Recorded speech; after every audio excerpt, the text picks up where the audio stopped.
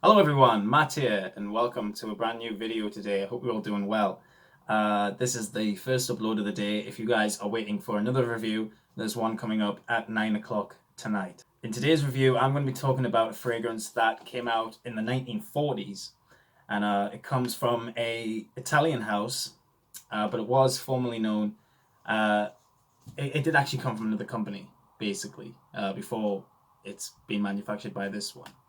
And it came out in 1949. So this one has been out for a really, really long time.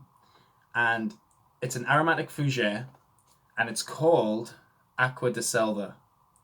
And it comes from a company called Visconti di Modrone. And I think that's how I'm pronouncing it. I ain't Italian, so I don't know how to pronounce things in Italian, so forgive me. But I do know what it smells like though to be Italian. How did I come into this? Well, let me tell you. I was in Blackpool with my girlfriend this week. We went down for 2 days, just me and her. Spent time. I met her dad. It was a really good time meeting the in-laws. As you guys can know, as a guy, it can be a very nerve-wracking thing, but it went by very well. And whilst I was down there in Blackpool, I also picked up this. I actually got this from a market stall, and it was literally standing there on a shelf by itself, collecting dust without a box. Now, when I saw this, I thought it might have been an older bottle, or it might have been an older version of this fragrance. I'm not sure if it is. If you guys want to let me know, let me know. But this fragrance did actually come from a company called Victor, which is an old Italian company. I have a fragrance from the House of Victor, and that fragrance is called Wall Street. So if you guys have heard of Wall Street, then you'll know what I'm talking about. Uh, Really, really good fragrance. Great fragrance. This one is probably up there, in all honesty. I don't think it's as unique as Wall Street, but it's definitely a really good scent for what it is. And yeah, let's get into it. So let's spray some right here. This is one of those built-in sprayers. Really good. Gives you a really nice blast, as you guys just saw there. In fact, it was so good. Let's go back and watch it.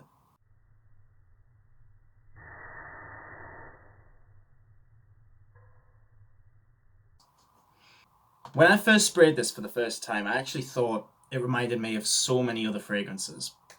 I got a little bit of an Aramis Devon vibe out of it, and I also got one fragrance which I think this one smells really close to, and that fragrance is Aqua Brava. Now, Aqua Brava is a really great scent. This one came out in the 60s from the Spanish house of Antonio Puig. Um, One of the best eau de colognes I've ever smelled, in my opinion. Fantastic stuff. And this one, wow, guys, this one reminds me very much of Agua Brava, but it's still very different to the point where it's its own fragrance. So let's get a little bit about it. So who designed it? I don't know. I wasn't able to find a perfumer, which is really sad, but whatever. Now the fragrance opens up. Let's get into the notes. Now this one opens up with notes of lemon, basil, bergamot, lavender, and rosemary. So this one opens up very herbal and very citrusy.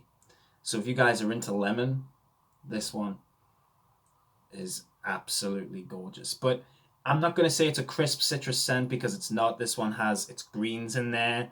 It's definitely an outdoorsy, woody kind of fragrance. I really get barbershop qualities out of this as well. Just that whole like that mossiness that this fragrance has. It's definitely got that. But in the opening, I definitely do get that lemon. It is very, very nice. Almost kind of like a lemon verbena type of smell. There's a lot of lavender as well. Lavender, really, really nice. Rosemary creates a little bit of a herbalness. So, like I said, it's a herbal citrus opening. So, it's really, really good. I don't want to spend too long talking about this fragrance because there isn't really a lot to say on it. But let's get to the middle notes now. Now, the middle notes are really where this fragrance gets to where it's really going. Now, this one has pine tree. Now, pine tree, the pine note, dominant. If you guys are really into pine-based fragrances, you need to check this one out. It's really, really fantastic.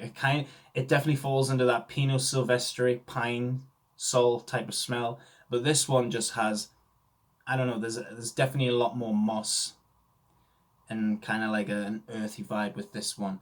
And I think this one lasts longer personally. So really, really good. So let's get into the rest of the notes. So there's pine tree, thyme, clary sage, cloves, and geranium. So it gets nice and spicy as well with those cloves. The sage is in there as well. That's really nice. I really like that. The geranium also creates this nice floral-esque to the scent. I just absolutely love this, guys. It's really similar to Aqua Brava, really, really much so. So if you're into those old school aftershave eau de cologne, Italian pine citrusy kind of fragrances, this one is right up your street. Right up your street. And the base notes, we get peat, vetiver, cedarwood, and musk. So it's a very basic dry down, but I've never actually heard of the note of peat. I'm going to look it up right now. And it says here that peat is a dry, bitter, malt-like essence with hint of smokiness used to render novel effects in modern fragrances. Modern fragrances. This one came out in 1949, so it was used in that. I don't really personally get like a malt kind of smell out of this.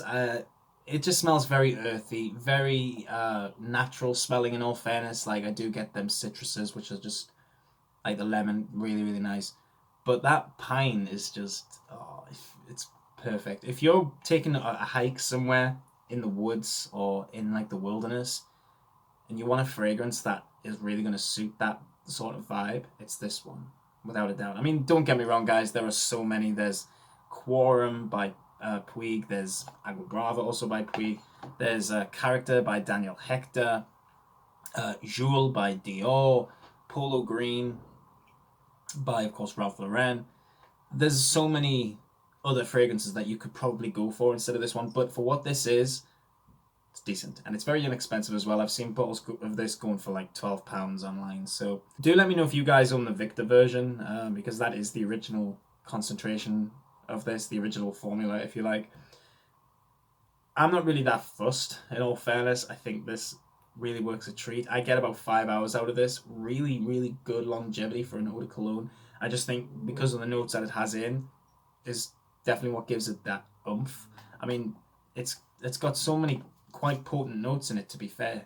I mean, the cloves, the pine, and not to mention, I think the musk in the dry down really creates a nice cleanliness, which I think's definitely needed, without a doubt.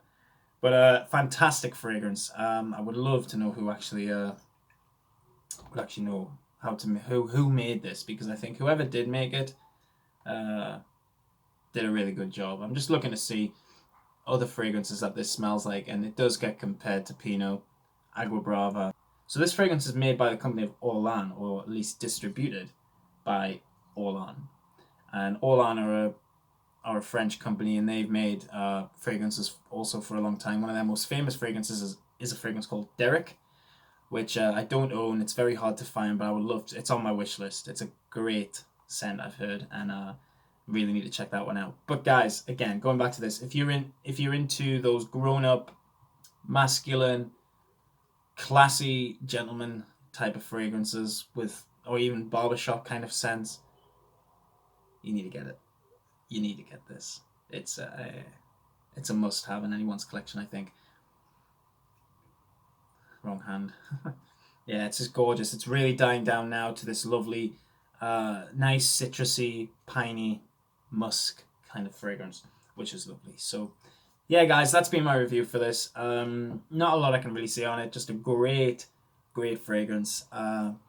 Fantastic. Thank you so much for watching. Keep smelling good, and I will see you in the next video, which is coming up at 9 o'clock tonight. As you guys can see by the title, I'm going to be talking about the first edition formula of Calvin Klein's Obsession. I did that review last night, so yeah, just thought I'd let you know. Stay tuned, and I will see you in the next video. Bye for now, guys.